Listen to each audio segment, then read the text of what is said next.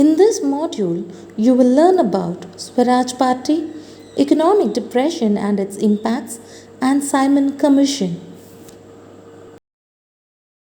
The country was getting ready for elections according to the Government of India Act 1919. There were clashes going on within the Congress. Few people like C.R. Das and Motilal Nehru wanted to participate in elections, and few others like Nehru and Netaji who wanted to boycott elections to have a mass agitation for freedom struggle. C.R. Das and Motilal Nehru formed the Swaraj Party to argue the importance of elections. The people of the Swaraj Party felt that it was important to win elections and to oppose British policies within the councils. Now let's look into the impacts of economic depression. Late 1920s and 1930s was a period of worldwide economic depression. The prices of all agricultural products began to come down drastically. There were no demands for products, so exports declined. Peasants who had no business could not pay their taxes.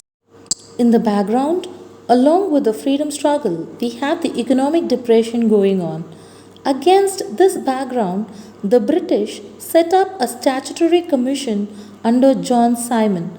This Simon Commission was set up to check the functioning of Indian constitutional system and suggest changes.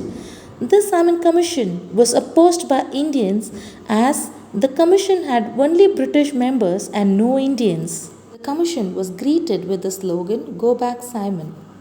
In order to pacify the Indians, Viceroy Irwin, who was in charge of the Indian colony, announced a vague offer of dominion status for India.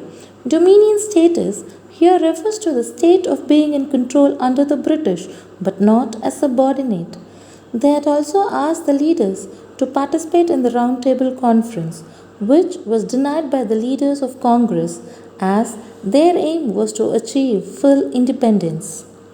In December 1929, under the leadership of Jawaharlal Nehru, the Lahore Congress session formalized the demand of Purna Swaraj, which means full independence.